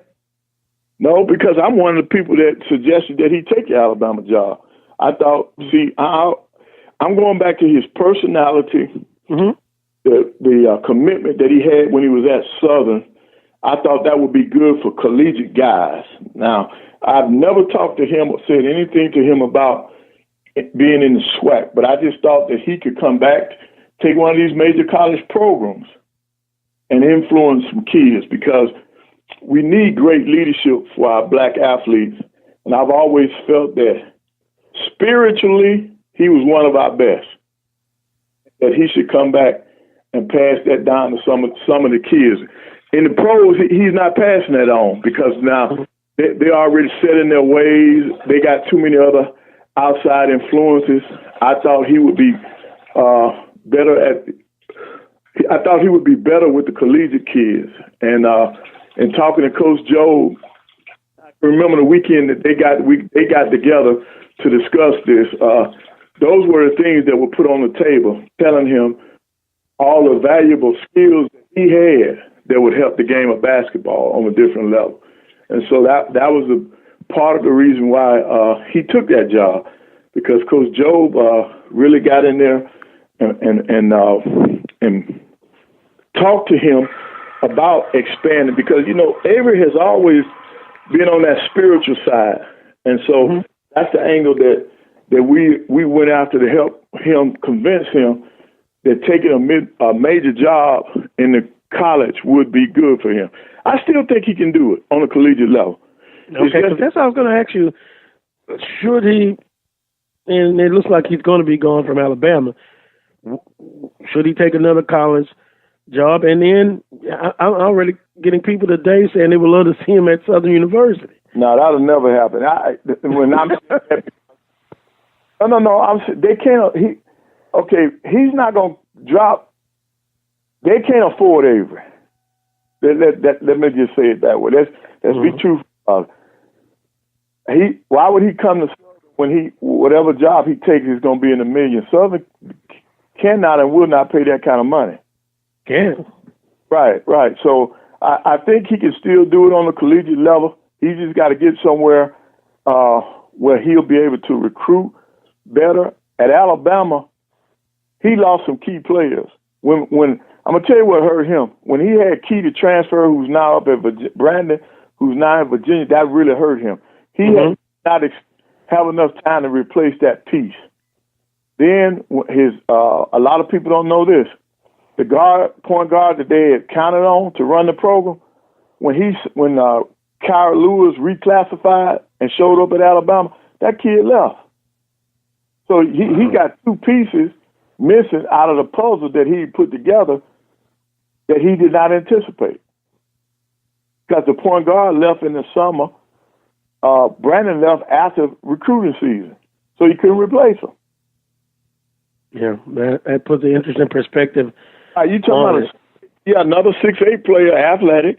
Then you're talking about one of the top 10 point guards in the country that left the school after Lewis reclassified and came to Alabama. So he was missing some pieces this year, but his team did have some plenty of loves during the season. I tried to keep up with him, watch as many games. I thought Dante Hall did not play up to his capabilities, and it was just tough on him. And you know, I saw an interview with Avery and I've been telling some people, he mentioned about having a hand at being a general manager. And I know him and the Pelicans, Mrs. Benson, they're very close. I used to see Avery in the suites all the time during the Saints games. Do you see a chance where maybe he could be back in the NBA as a coach or a general manager? I understand what you're saying. He's probably a better fit on the collegiate level, but could you even see him as a general manager?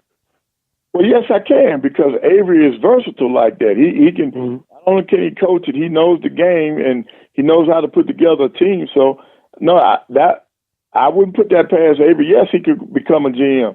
Avery's gonna be successful at whatever he does. He even had now. When you all look at it now, he still had a winning record at Alabama. Yeah. So 5-62. Right. So you talking about they're trying to do his career after only 4 years. This is his fourth season. I think if they hadn't given Coach K a break, they wanted to get rid of him after the fourth season. And then they decided not to. Now look at what you got. So see that he had the program. He had the program going in the right direction. I just think he needed some time. But if his mind is made up that he wants that buyout, then that means it's time for him to move on. And if he wants to go back to the NBA, he'll be successful there. No matter what Avery goes into, he's going to be successful because he's got that drive and determination. Yeah, some would say a little bit premature on Alabama's part. But, hey, if that's the decision that they come to, Avery Johnson will be all right. He'll be all right. You know, they're discussing the $9 million that's owed him.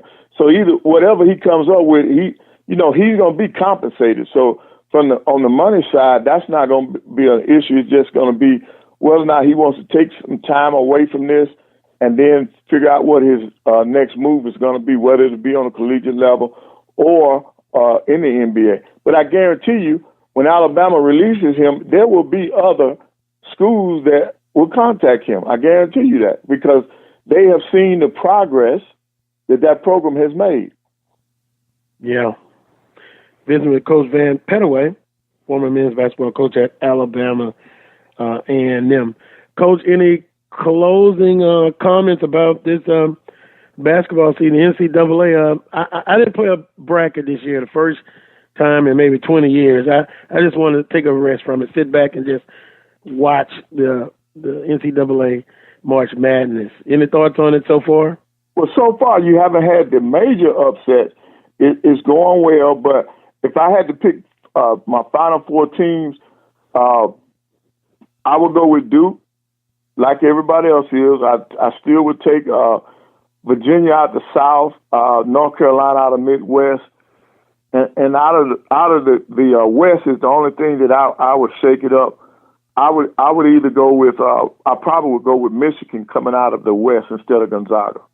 And some of the mid majors, Liberty, I saw them defeat Mississippi State last night. Murray State, wow. Yeah, well, we know Murray's going to Belmont and stuff. Oh, yeah. I've been watching him all year. In fact, we used to scout. Ohio Valley was part of our assignments with Coach Jobe, so I got a chance to see a lot of great players coming out of Ohio Valley. And Murray State has that ring on the point guards. You go back to Cannon, and then there's another kid. They had 3 point. He's the third point guard in a row that's NBA material. So you got to just watch out for him. He's gonna have his hands full today, though.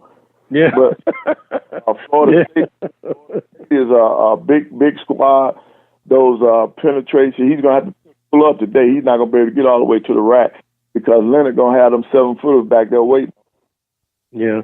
But Coach, I said, and I was thinking about, you look at the SEC versus the Big 12 basketball challenge.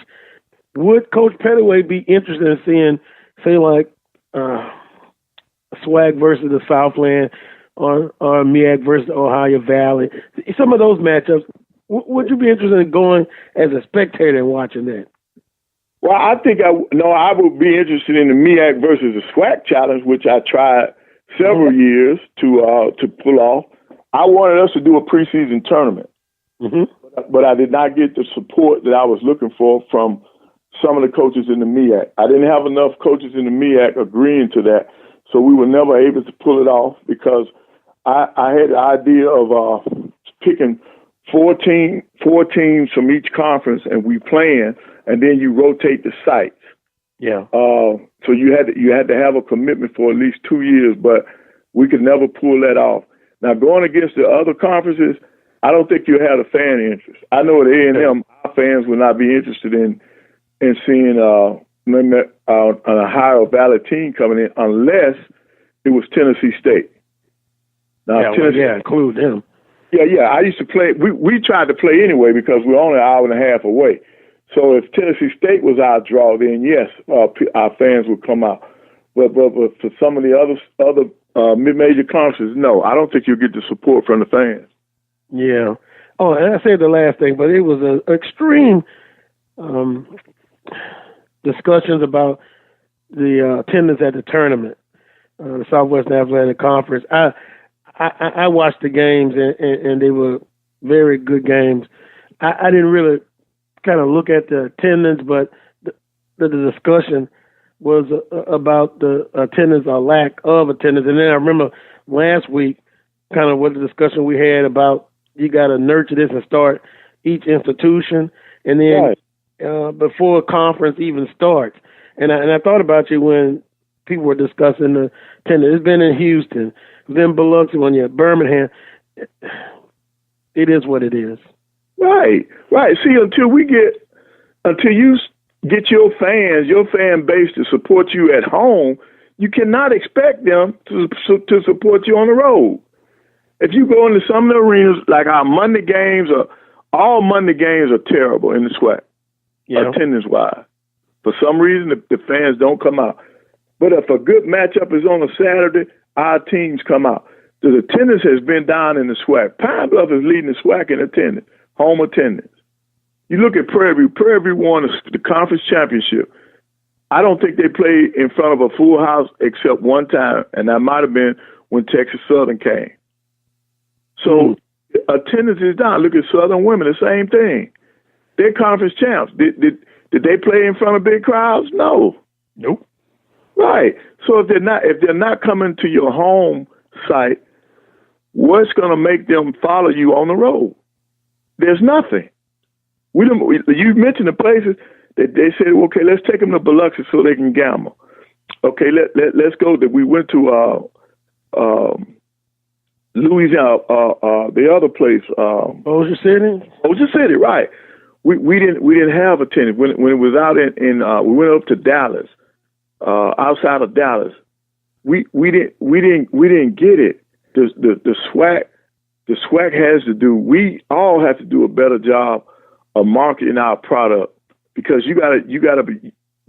We have to bank on other people in that city coming out to support it. You look at the game. You saw the playing games in Dayton. The big crowds that were there, those were the people that live in Dayton. And so, see, that's what we have to do. We've got to cultivate the people in that city. If it's going to stay in Birmingham, we got to do a better job of getting Birmingham to come out. That first day for the women's game, they bust in those students. That looked nice. They had about 5 or 6 high schools there, and those students came to the game, and you had a crowd on that first day. So, see, that's the kind of thinking that we got to have, and it starts at home with our home games. The coaches have to get involved. When I was in the SWAC, we led the SWAC in attendance, but that's because I didn't just sit on my hands. I did more to help support our program. I went and walked to that campus.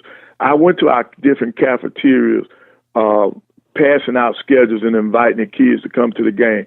And then I would have I'm one of the first people to start these different nights. I have a sorority night. I have a fraternity night.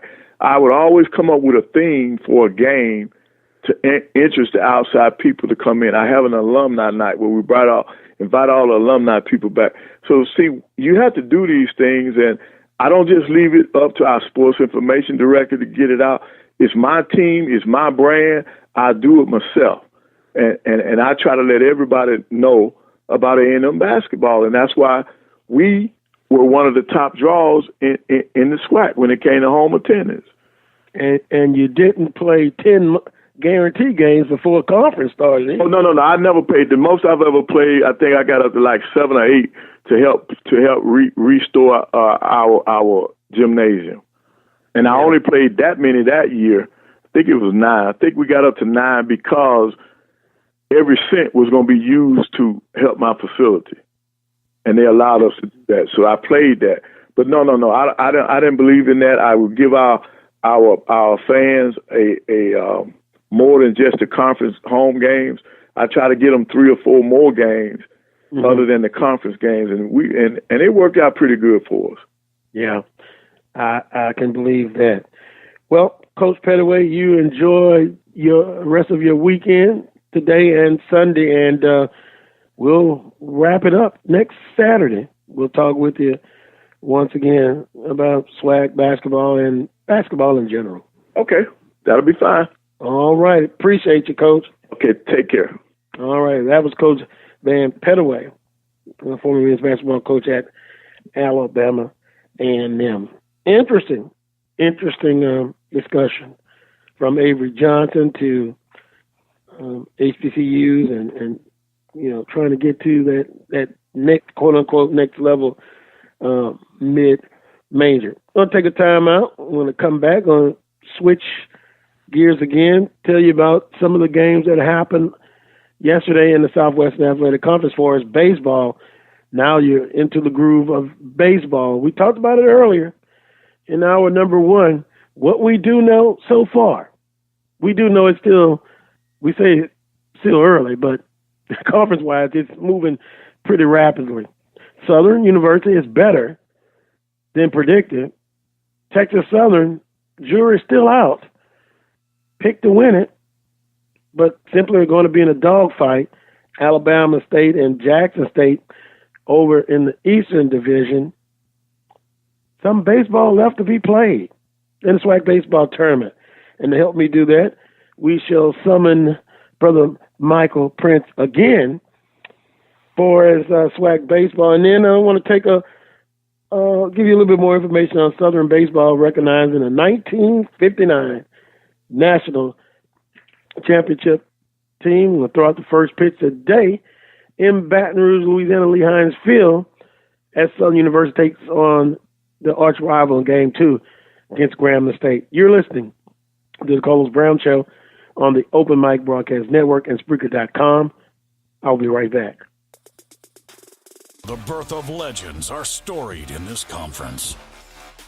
We must never forget our rich history. We now turn our gaze to the future. The new legends will emerge. New heroes to arise. The Southwestern Athletic Conference. Be our history. Hello, this is Lonzo Hardy, Vice President of the Swac Alumni Association. The Swac Alumni Association is an organization founded in 1999 with the goal of enhancing the great legacy of excellence in the Swac as well as preserving the athletic heritage of the Swac. Its membership is open to former athletes as well as current and former coaches, assistant coaches, athletic administrators, referees, employees of conference member institutions, as well as fans of Swac sports. Individuals interested in gaining membership can contact the organization's president, Roscoe Nance, at 509 Worcester Street in Herndon, Virginia, 20170. Annually, the Swac Alumni Association holds a Legends Award in which Lifetime Achievement Awards are presented. Occasionally, a legend of the conference is honored in a roast, and annually 1 or 2 former student athletes are presented degree completion scholarship awards. Contact the organization's president, Roscoe Nance, at 509 Worcester Street in Herndon, Virginia, 20170.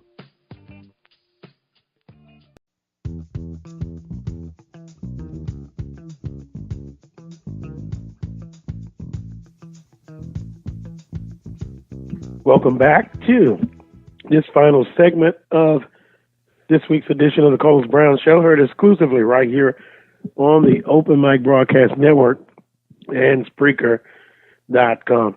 Southern University and Grambling State, 3 p.m. coming up today in Southwestern Athletic Conference baseball action. Yesterday in the Southwestern Athletic Conference, here's an update for you. Arkansas Pine Bluff, wow, they finally win a ball game. It's been a while. Over Alabama A&M 7-3. By the way, next week scheduled to be joined by former Grambling State and Alcorn State baseball coach Barrett Ray. He'll join me talking SWAC baseball. Texas Southern University, not a misprint, over Prairie View 34-2. Contracts are ending this week, from what I'm hearing. This season, I'm sorry. Well, Prairie View A&M's baseball coach, folks, let's just be honest. It's going to be an opening, okay? And stay away from the state of Louisiana, Prairie View. Stay away. I'm doing the cross at you. Stay away. Yeah, well, it's a business. Always remember, it's a business. Mississippi Valley State over Alcorn State. Boy, could there be another opening? I know you're saying he's always talking about openings, but it's a business. Alcorn State not doing well at all. They lose to Mississippi Valley 15-5. It was Southern University over Grambling State 18-8, and Jackson State, Coach Omar Johnson, watch JSU over Alabama State 11-4. Brother Prince, watch Jackson State. I know you like to watch them in football, but in baseball, watch out. I think they're the biggest threat to Alabama State in the Eastern Division. What say you? Well, Jackson State has been a consistent program. I like Omar. I like the little big man. And he's a ball of fire. He has his teams prepared mentally and fundamentally sound. They're physically sound. And he does an exceptional job. And I am on the record, because I don't hide. I was really an advocate to try to lure him from Jackson when we had an opening at Prairie View. Wow. Unbelievable. What's unbelievable about that? Unbelievable. Prairie View, I'm telling you, that money is long. Well, it's not about long money, man. It's about right choices. Oh, wait a minute. Prairie View does have financially, they are better than most. I'll put it that way. I mean, having money don't mean anything if you're not spending it correctly. Well, the love of money is the root of all evil, but I believe what Reverend Ike said, the lack of money is the root of all. Wouldn't the world just be better? Maybe not. Well, to summarize, in Ecclesiastes 7, it said money is a defense. It will help you build a strong defense against the enemy. So people don't understand money, but once again, what's the point of having money if you're not going to spend it correctly? Well, I'm going to say it again. Stay away from Louisiana. Well, I mean, hey, man, all's fair in love and war now. I'm being facetious. And look, he's by way of Missouri. So I have to back down. I won't go through Louisiana. I'll go through Missouri. How's that? Same thing. Unbelievable. Well, that is just unacceptable. And I'm not a Prairie View alum, of course, but I'm sure they're hot as fish grease right now. And sometimes it's a cumulative thing. It's not just one incident. But then in this case, that may be the nail in the coffin. Well, like I said, and I'm saying that, I understand if other people can say it, but, the season still has to play out. They could go on a terrific winning streak. Starting today. It could really, turn some things around. Like I stated a couple of segments ago, thank God for the play of Pine Bluff, Arkansas right now because of where they are. No, I'm serious. Because of where they are right now, it keeps our tournament hopes alive. Yeah. You're laughing, but I'm being so serious right now. Yeah, I'm laughing because I'd be crying if I wasn't laughing, but that's true. Battling for that fourth spot in the conference. But I know who's not going to be in that fourth spot. I'm confident in saying that. Well, you have every right to be at this stage of the game, sir. Being where we are, coming up on the midpoint of the season, Southern's in excellent shape, in better shape than expected. You got Texas Southern treading water, but then you have the likes of Prairie View, Pine Bluff, somewhat struggling. Grambling has always been the mystery box as far as I'm concerned, always under the current leadership, starting off to a great first half, but they tailspin in the second half. So you really have the jury out to see if Grambling is going to be the consistent deal on the back end of the season. Yeah, you made that comment to me before, and, if you can look at past history in the tournament, UAPB has not been successful, even with better teams, better talent. Jackson State has always been a team that, in a tournament, not really getting it done, but always a very good hitting team. So it's a combination, I guess, of both. You got to be able to feel, good pitching, good play. It's a mental process. And also, being able to hit the ball and good coaching. It's a thinking man's game. No doubt about it. And going back to Pine Bluff, I believe the best year that Pine Bluff had, I want to say it was 2013 or 14, but they were not even eligible for postseason play. They kind of ripped through the conference, had an extraordinary record, but they were not qualified or eligible, I should say, for postseason action. So it's one of those, like, remember the commercial, how many licks does it take to get to the center of a Tootsie Pop? And it says the world may never know. So we don't know what could have been of that Pine Bluff team. But since that 2013-14 campaign, it's been, some struggle days in Pine Bluff. I got him choked up again. I'm sorry. Well, it's also, the pollen is out in full force in this part of the country. So excuse me, folks. Southern University will honor 1959 baseball team, a national championship. The team played in the NAIA College World Series in Alpine, Texas, a small town about 80 miles from the Mexican border. And by the end of the Jaguars trip, they had earned a national championship. It was the first national title for a historically black college at any level, and it is believed to be the first national title won by a college baseball team from Louisiana. Man, Lou Brock was on that team, and it goes on to tell a story coming from a small native of Collinston, a tiny farm town in North Louisiana. And for those who know anything about Louisiana, it's of course it's one state, but there's an extreme difference, in my opinion, between South Louisiana, North Louisiana, and Central Louisiana. It's almost like three parts into one. But Lou Brock was desperate for a better life when he hitchhiked his way to Southern. He had no scholarship, no food, money, and he begged Lee, the coach, Bob Lee, for a tryout. Lee let him run down fly balls at practice and eventually gave Brock a chance to show his stuff, albeit a small chance. Brock had 5 swings to make an impression. He launched homers. Lee offered him a scholarship. And later, Brock was later discovered by Buck O'Neill. Let me stop right there. Buck O'Neill. I got a chance to meet Buck O'Neill, rest in peace, when I did another radio show locally in Baton Rouge, Louisiana. He was sharp even at the time, maybe in his 80s. Very, very sharp guy. But Buck O'Neill, who was then working as a scout for the Chicago Cubs.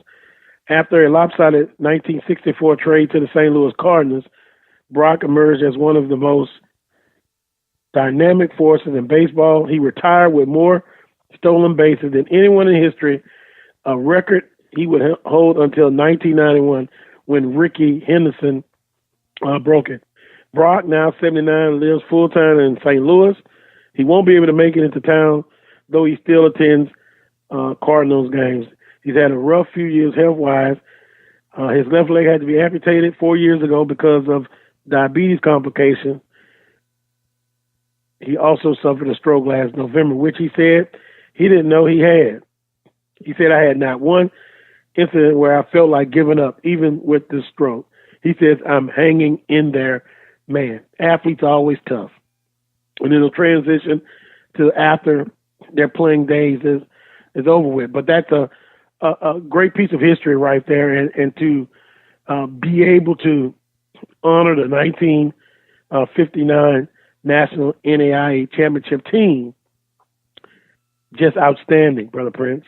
No doubt, man. The connection that I have with Lou Brock, being a St. Louis native and spending a number of days at St. Louis Cardinal baseball games, and can remember when the record for Lou Brock was being established for the leading base stealer in all of baseball, that every time the Cardinals base stealer would get on base, even it was doing regular programming, they would break when Brock was on base to capture that moment of him stealing second base to break and set that record. You go back and when you hear, you said something just a while ago, that the determination and grit that an athlete carries on after their playing days are done, that's something that never, ever dies. And people that have never competed at a high level, they might think it's extreme that certain people feel and operate in a certain way, but that determination, grit that separated you from your peers, that made you excel on the diamond, on whatever your field of choice was, it leads on to life, because we realize that competition is what life is all about. People don't like to talk about that. They overemphasize that. But we look at it, only 2% of people make it to the next level. But guess what? You have over 400,000 student athletes. They're competing while they're on the field. They'll be competing in the workforce. They'll be competing in their communities. And competition is something that never dies. Yeah, you learn life lessons past the, athletic playing field. Very good point, Brother Prince. Brock was the biggest star in that 59 team, but he wasn't the only star. After midnight on June 6, 1959, the Jaguars defeated the University of Omaha 10-2 to claim the NAIA championship. Brock was 2 for 5. That's a good percentage there. 400, baby. That's 400, baby. With the look at that, knows the math quickly.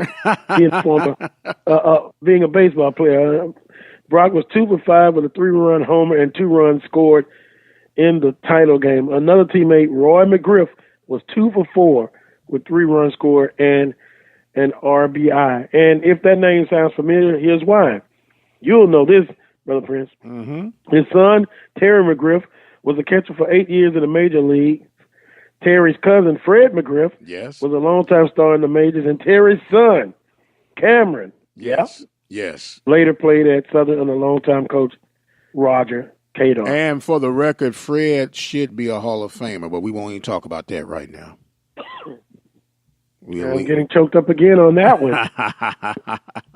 So it's interesting that when you have a legacy even before, and most people know about the iconic coach Roger Cador, but there was success before. So you take a program that's already had success, then you try to maintain it, and when the end of the day comes and your time is up, did I make it better? Did I maintain the program, and did I add something to it? That's the goal. That's what that's what you have to look at. And I said that to say this: there has always been a rich tradition at Southern University baseball, but not only Southern. I'm sure when I was coming up in collegiate baseball, HBCU, it was Southern. I knew of Jackson State, Grambling, FAMU, and then as I got older, then the commitment by Texas Southern and Prairie View to baseball. If you look at it now, don't look at this year's team, but Prairie View, you know what has done well. You're gonna back has up. done well because you said something earlier, the commitment. Well, the commitment. Because at one point it was Jackson, Grambling, and Southern had won all the titles. Maybe that's a better way to put it. And then investments started happening. Prairie View, Texas Southern. Now, when you played, I understand. You guys did well, correct? We didn't do exceptionally well. We did better than some of what we're getting right now. But I'll just leave it at that. But you had a history. Yes, we had a history of being competitive. We fought regardless of circumstances and situations. I'll just put it like this, and I'll go on record for this.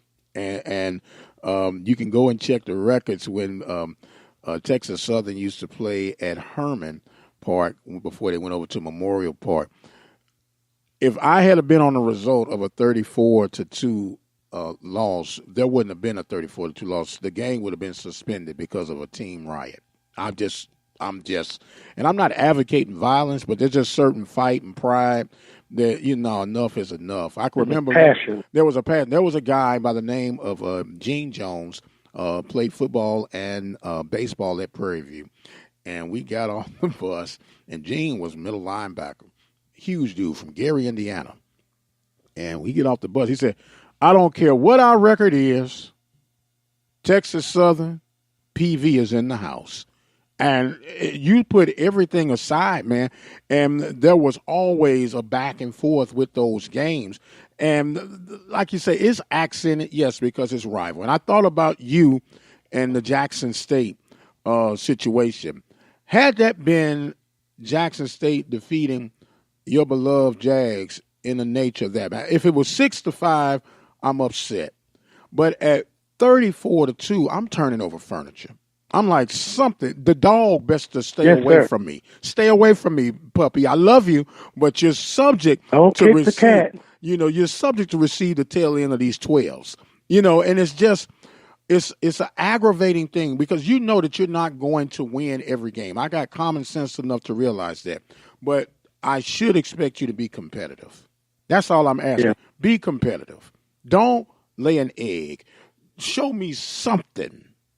And I didn't see that. Wow. Yeah, 34-2. That's beyond embarrassing, and that's something that they're going to have to live with. Even if you go on a 10-game winning streak, that's still going to be etched in the memory. I'm going to say this, brother, because I know we got to go. We gave up 136 runs last year in 1 week, and in most cases, you give up 136 runs in almost a season. I think I'll contact some people that I know and tell them get your resume ready. Because there are some that are itching to get back into the coaching ranks. If not Prairie View, somewhere. Unbelievable. On that note, I want to thank Dr. Michael Prince, Coach Van Pettaway, everyone who listened in, who got involved via text messages. Appreciate you. Have a great weekend, everyone, and make sure you tune in next Saturday morning at 10 a.m. for another edition of the Carlos Brown Show, heard exclusively right here on the Open Mic Broadcast Network and Spreaker.com. Peace and God bless.